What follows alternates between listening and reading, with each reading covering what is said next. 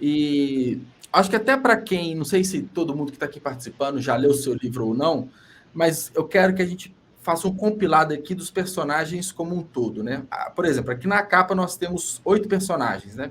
A gente falou do torturador, né, principalmente, que é o protagonista, e é esse aqui, né? O tá logo O aqui. rapaz de cabelos roxos e E a olhos máscara. verdes impetuosos com uma máscara de sorriso de caveira demoníaca. Exato. E tem essa frase no livro. Bem próximo da Rapaz, eu escrevi tanto essa frase. que não fica. Não foi fácil. Fácil assim, né? Foi natural você decorar, né? Então, quem são os personagens? Então, o Torturador, a gente basicamente já falou bastante dele. Você falou também do Hamlet, da Sigma, enfim. Quem que são eles, de uma forma geral? Vamos um a um. Bom, então vamos começar do começo e falar do torturador rapidamente, já que a gente já falou tanto. O torturador é basicamente um vigilante, um anti-herói que atua em Curitiba. Então, como a gente falou, ele vai combater a questão dos crimes, questão político corrupto e nesse viés que eu falei mais humano. O Hamlin ele vai trabalhar mais com a questão demoníaca, ele vai trabalhar com o sobrenatural. Ele é na verdade, ele é uma pessoa normal, que ele tem uma guitarra mágica e Quem que é? O Hamlet é o porco. o porco, isso. Tá aqui no E canto. com a guitarra mágica, ele usa a habilidade de usar uma ilusão que faz as pessoas enxergarem ele como um porco. Entendi. A guitarra dele se transforma no machado, que é o nome da guitarra é cutelo. Uhum. O Hamlin ele foi muito inspirado no flautista de Hamelin. A ideia original era, eu queria criar um conto do flautista de Hamelin, meio que explicando por que o flautista sequestrou as crianças. Não aconteceu, e daí meio que a ideia de usar a música como hipnose ficou. E daí eu assisti Tenacious D, que ele batalha com o demônio, também serviu como inspiração, mas a principal inspiração para o Hamelin, assim que eu gosto de dizer, a essência do Hamelin, é aquela música de The Devil Went Down to Georgia. Não sei se você sabe qual que é. Não conheço. Provavelmente sabe, ela é famosa, só que de nome você não de nome, tá, de nome eu não Mas conheço. basicamente, na música, o diabo ele sobe na terra e ele precisa de uma alma. Ele perdeu uma alma, ele precisa recuperar a alma. E ele encontra um garoto chamado Johnny, e daí ele desafia o Johnny para um duelo de violino. E eu peguei a ideia da música e transformei numa versão rock and roll. Então, basicamente, o que a gente vai ter na história do Hamlin é um roqueiro desafiando o diabo numa competição de guitarra. Que legal. Aí você pegou muito também do seu passado de banda de garagem, né? De músico. Tirando o fato que o Hamlin toca bem. Não, mas aí você colocou o seu desejo, sua vontade, né? Não, com certeza. Sim. Então, a gente tem também a Sigma, que a gente já citou um pouco. Uhum. A Sigma, ela foi inspirada, cara, eu ia dizer que foi o Flash, mas não foi. Foi um livro que eu li chamado Operação Cavalo de Troia. Na verdade, é uma não ficção. E, segundo esse livro, o cara relata que o governo americano ele descobriu uma molécula chamada Swivel, lá, alguma coisa assim nesse gênero. E, segundo o governo americano, elas são resquícios do tempo. E, dependendo do arranjo que eles conseguiam reprogramar essas moléculas, eles conseguiam voltar no tempo. E daí, no livro, a ideia é que eles voltam no tempo para acompanhar a história de Jesus Cristo e tal. Mas eu peguei meio que essa ideia de modificar a molécula para poder criar, que como ela vai citar na história da Sigma, ela precisa estar em um campo isolado para só ela desacelerar, né? E daí foi meio que a ideia original dos Swivels, eu uso até no livro um pouco, e daí teve a questão da física, que eu apliquei um pouco, precisei estudar um pouco mais de física, e daí a questão do desacelerar, originalmente, foi uma das poucas coisas que eu mudei na história dela, é que ela conseguia desacelerar sozinha, tipo, era o superpoder dela. E o que eu modifiquei, que eu achei que ia ficar mais interessante, que até o professor foi que falou, da Sigma ter mais limitação. Porque, querendo ou não, heróis mais limitados, eles puxam mais a realidade. Por isso que, por exemplo, tanto a questão de um personagem com um defeito, né? Por isso que os personagens do Stephen King são tão reais. Eles são extremamente defeituosos. E na questão da Sigma, em vez de eu fazer ela ter o superpoder, eu assisti um filme chamado Homem-Formiga, que para ele ficar pequeno, ele apertava os botões. Então sim. eu botei no traje dela 2 botões, que quando ela aperta o botão, ela desacelera o tempo. É igual a gente falou do Homem-Aranha, né? Tem algumas versões que ele usa um dispositivo para lançar teia, não direto no pulso. Originalmente, né? Nos quadrinhos ele usa, né? Na trilogia do Tobey Maguire lá. Que não, né? Não usa porque o diretor ele disse que achava estranha a ideia de um lança-teias inventado por um adolescente. Sim. Mas hoje, se você for ver a questão da evolução tecnológica, parece ridículo um adolescente criar um lançador na garagem de casa. Faz total. Mas eu acho que é interessante esse ponto, né? Que o quão mais próximo a gente traz por real, pelo menos em mim, traz uma percepção tipo, e se? Né? Ou quando? Né? Quando a gente vê, sei lá, uma armadura do Homem de Ferro, você precisa basicamente de dinheiro e tecnologia. Você não precisa de algo sobrenatural, você não precisa de algo que não existe da forma, né, física, química, biológica, enfim. E aí eu fiquei curioso com o seu professor de física, né? O que ele achou de uma forma geral? Tipo, é algo que não existe, né? Foi muito desafiador chegar nesse ponto, né? Do tipo, ó, isso aqui não existe, mas vai que, né? Pode ser que, né? Cara, até que não, porque ele é bem nerdzão. Então ele ficou meio pilhado com a ideia de criar um super-herói. Inclusive, a Sigma foi ele que me ajudou, e ele aparece daí, ele vai ser o mentor da Sigma no livro. Tipo, eu usei ele como... Deixei ele lá como uma homenagem. E, continuando a gente falar, daí tem a Limbo, que é a que usa exoesqueleto. E daí... Essa aqui de cima ou de baixo? Isso, essa vermelha. Essa aqui, né? Isso, exatamente. Tá. E daí, a Limbo também eu tive a ajuda de um professor da faculdade, que inclusive é meu tio. Aí ele me ajudou muito na questão que a Limbo originalmente ela seria ela entraria em contato com o antimatéria. A ideia original era usar antimatéria. E daí a gente trocou uma ideia, meu tio é químico, e ele falou, não usa antimatéria, chama, sei lá, de matéria escura e tal. Porque a ideia originalmente da língua era ela tocar as coisas e as coisas desfazerem, sabe? Sim. E daí eu achei meio que muito overpower o negócio e também tinha muito a questão do toque de Midas, sabe? Ela não poderia encostar em ninguém, teoricamente, que ela ia destruir tudo. E daí eu refiz a Limbo também, e basicamente a habilidade dela ela entra em contato com outro material, que no livro a gente vai chamar de éter, e tem toda uma explicação por trás do éter. Antes não tinha uma explicação para o material escuro, e que basicamente o éter ele vai explicar o porquê dos heróis se juntarem, né? E a Limbo, daí ela entra em contato com o éter e ela ganha o poder de viajar para a dimensão escura, que é basicamente uma dimensão como se fosse a nossa, só que em preto e branco, e lá a física é diferente. Tipo, lá ela consegue voar, ela consegue andar mais rápido.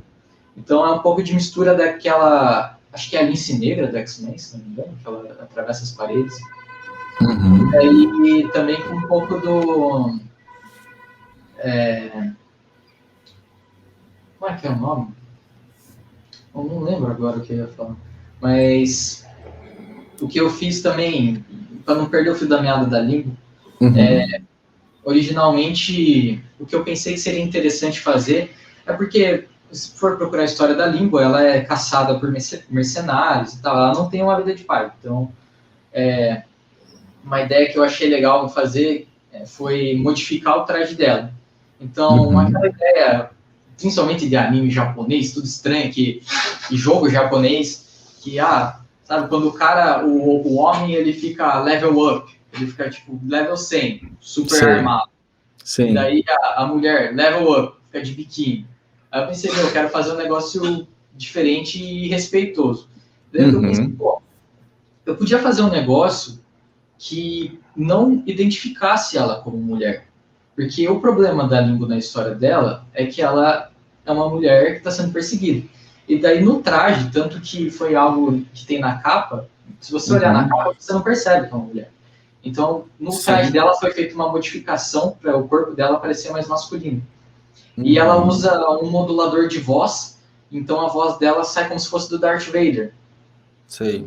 Aquela voz robotizada, mais rouca e grave, isso foi inspirado numa série que tinha no YouTube do Red vs Blue, que é uns caras brincando de Halo lá, daí tem uma historinha, e daí a namorada deles chega e a namorada dele usa modulador, e daí ele só descobre que é a namorada porque a namorada come.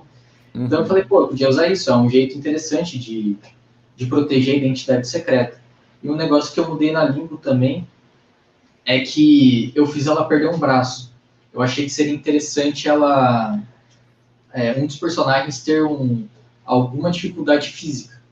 E daí ela perde um braço e ela usa uma prótese, que quando ela ativa essa prótese, ativa também o exoesqueleto dela.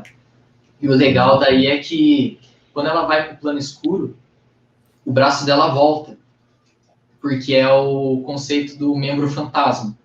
Então, no plano escuro, ela tem 2 braços de novo. Que legal. Pelo que eu tô vendo aqui, é uma criação bem complexa de cada personagem, né? É muito único, né? Muito único, né? E bem complexa. Bem interessante. E... Bom, vamos lá. Qual outro? Bom, a gente pode falar daí do Lupus, que é o lobo. Tá aqui no centro da capa, né? Isso.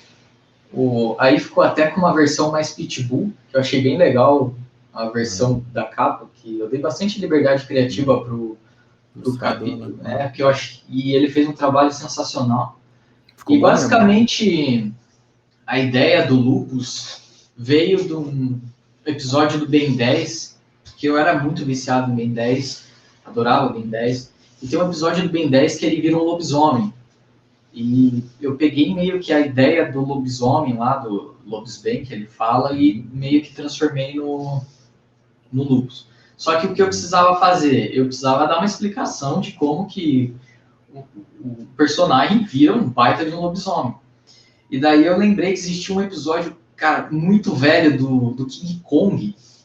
Nesse episódio do King Kong, eles usavam uns aparelhos que os humanos se fundiam com os bichos e viravam uns monstrão. Eu não sei aonde passava esse desenho mais, mas eu puxei, eu acho que era na TV Globinho que passava. Eu não lembro. O cara ele fazia fusão com ele, uma jaguatirica e um escorpião, tem uns negócios malucos, assim. Aí, cara, surgiu, daí eu meio que criei um aparelho também que fazia o humano e cachorro se juntar ali e virava um monstrão enorme, né? Que legal. Não é interessante. E então aqui, ó, já falou Sigma, Hamlet, Lupus, o feiticeiro e o feiticeiro. O feiticeiro, imagino que seja o tá feiticeiro canto, né? Isso. O feiticeiro ele é um mago que é da ordem dos sentinelas. O difícil do feiticeiro é que eu não posso entrar em muitos detalhes, senão estraga um pouco da graça. Isso é muito spoiler, né? Mas basicamente ele é o último da ordem. Teve uma chacina ali na ordem e ele foi o último sobrevivente. Por quê? Porque o feiticeiro, desde que eu criei ele no papel, eu queria fazer ele com síndrome de Down. Ele é um personagem que tem síndrome de Down. E um dos motivos que ele sobrevive é porque o cara que promove a chacina considera ele inferior. Então, um pouco tem a ver com preconceito com as pessoas de síndrome de Down. E daí ele tá ali para provar que não tem nada a ver. Tipo, o cara que tem síndrome de Down, ele não significa que ele é pior que eu e você. E ele vai acabar virando o melhor amigo do torturador depois. Então ele é meio que o alívio cômico do torturador. O torturador é todo mal-humorado, não sei o quê. E ele, não sei assim, e ele tenta ser bonzinho. Legal, daí, se complementam, né? E daí basicamente o que eu usei eu tentei não usar algumas magias muito complexas, assim. Até as magias eu tentei pegar o mais básico possível. Então, basicamente, o que a gente tem ali é a magia de elementalismo, que é mexer com os elementos. E como eu jogava muito Skyrim, eu era muito viciado em Skyrim, eu criei que ele podia conjurar os familiares, que são animais. Então ele consegue conjurar lobo, urso, águia, e ele conjura as suas armas também. Então ele consegue conjurar adaga, consegue conjurar.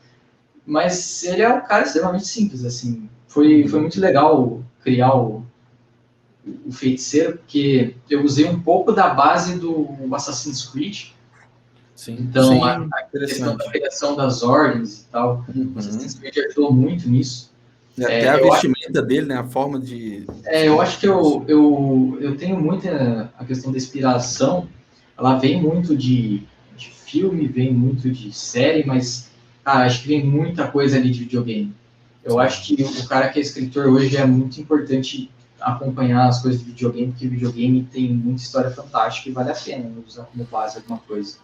O videogame te entrega várias artes ao mesmo tempo, né? Você tem uma história muito complexa, que é basicamente um livro, uma série de livros traduzidos em diálogos, nos prólogos, enfim.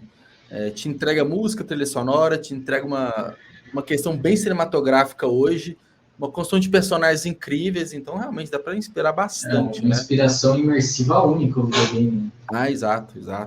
Quando você, ainda mais hoje, né, que com a avanço de tecnologia, e o videogame, ele se aproximando cada vez mais com o cinema, se a gente for pensar, né, dependendo do jogo, você fica tão imerso ali, que, cara, é absurdo, exatamente.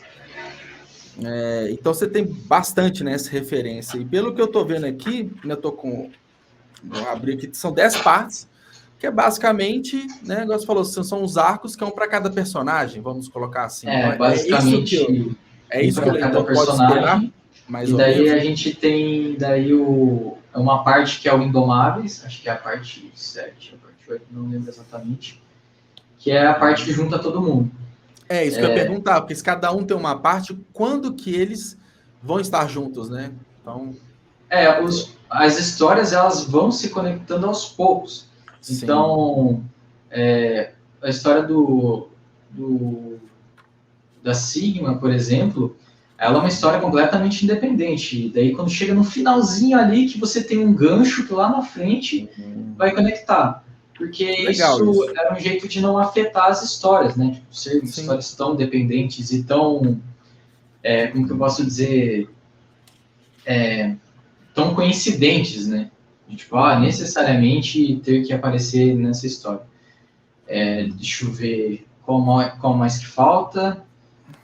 Que se eu for pegar todo mundo da capa, tem gente que eu não posso falar. Da capa são 9 aqui que estão na capa. Então, tem o Anjo e a Raitin, mas a Raitin é legal de falar um pouco, que a Raitin também mudou bastante. Aqui, ó. Que é um anjo, basicamente. Isso. A Raitin, ela é legal porque ela mudou muito também.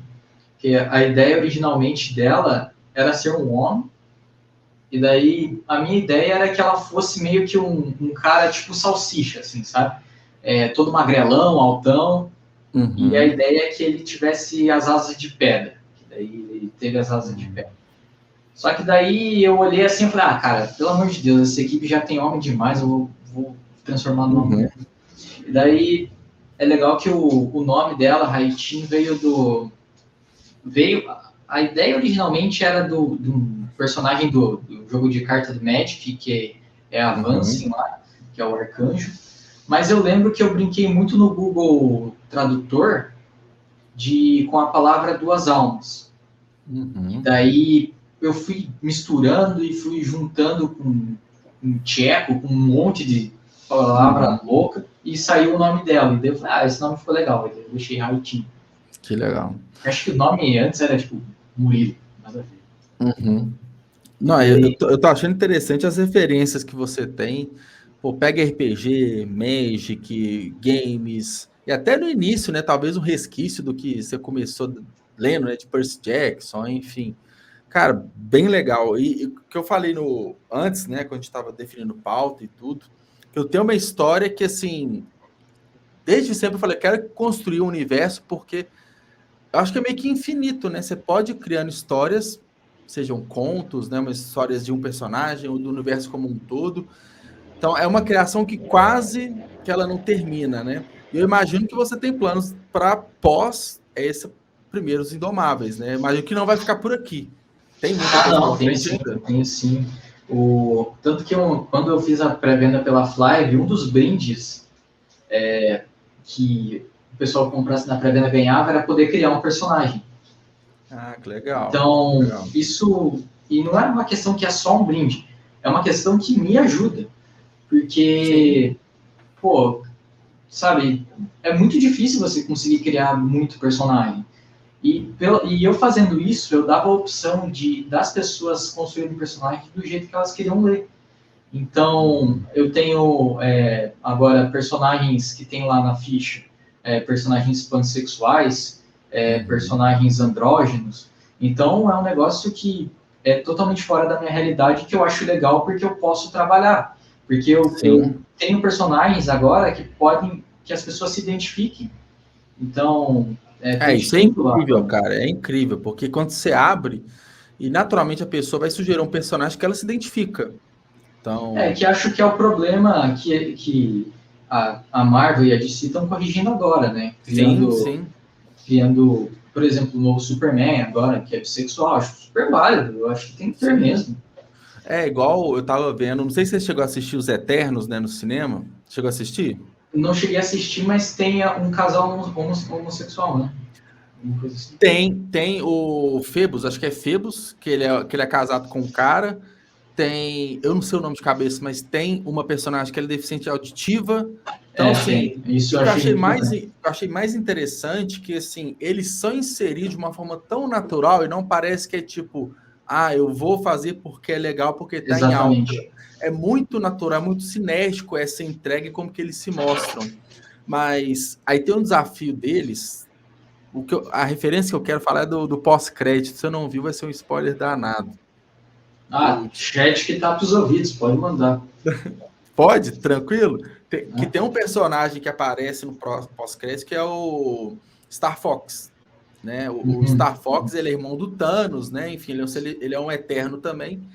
Mas nos quadrinhos, ele é um cara que, inclusive, foi preso por abuso sexual. Ele é um cara super problemático nos quadrinhos, né? Quando ele foi criado. Então, aquela coisa mulherenga, o cara, tipo assim, abusador e tudo, tem todo esse histórico. Então, pô, a Marvel colocou ele em 10 segundos. Ele praticamente fala só o nome dele. Então, como que vai inseri-lo no cinema, falando de Disney, de Marvel, né? Que são filmes mais leves nesse sentido. Então, é um desafio, é isso. É evolução, tá evoluindo e tá mudando.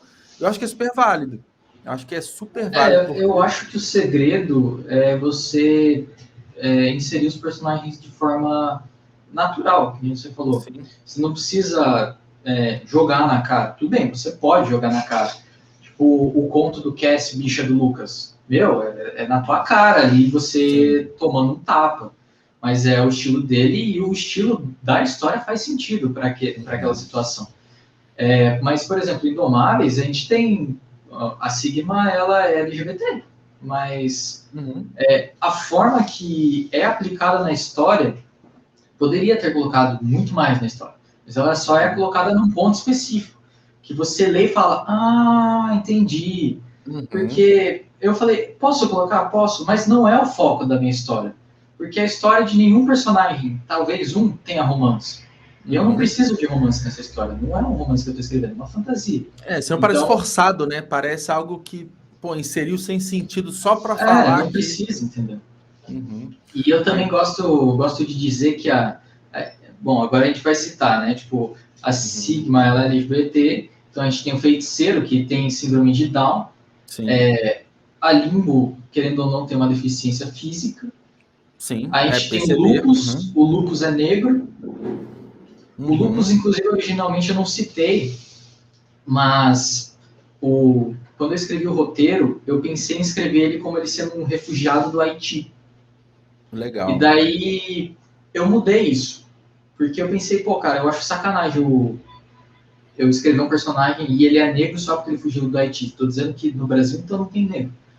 E daí a ideia que eu fiz foi colocar ele como negro, e daí a mãe dele daí é cientista, e daí tem toda uma conexão com o Indomável. Legal.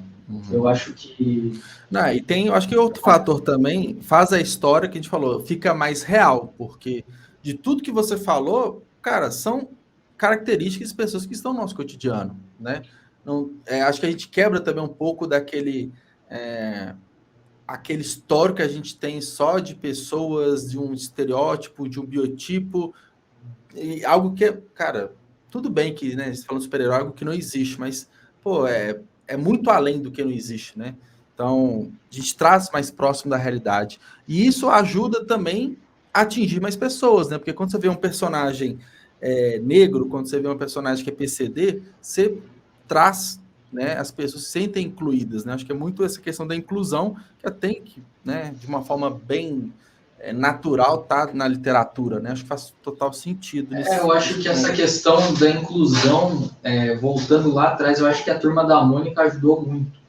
Porque a Turma da Mônica sempre teve os personagens. Tinha o Humberto lá, que era mudo. Vai adicionando também ao passar do tempo, foram adicionando outros também. Entrou o Lucas, que era deficiente físico, a Dorinha, que era cega. Então, eu acho que a Turma da Mônica sabe ensinar como fazer, sabe? E eu acho que essa lição eu aprendi bem. Que legal, interessante. Bom, aí já que a gente falando bem dos personagens, né? A Bianca perguntou se tem algum personagem que é seu xodó, algum que você tem um carinho especial. Eu não posso falar que não é xodó, senão os outros ficam com inveja. Mas, cara, eu acho que um pouco de tudo, sabe? Eu acho que todos, eu gosto de todos. Claro, o Torturador eu trabalhei muito mais, então é como se eu tivesse convivido, dividido apartamento com ele por mais tempo. Sim. Mas é que, como eu escrevi cada história isolada, eu acho que eu tive momentos de apego isolados. Então, tipo, eu sofri com eles, eu passei raiva com eles e eu acho que não tem um específico. Eu acho que eu gosto de todos ali igual. É aquela resposta do pai falando dos filhos, né? Não tem um filho preferido, né? Não tem, amo todos da mesma forma, né?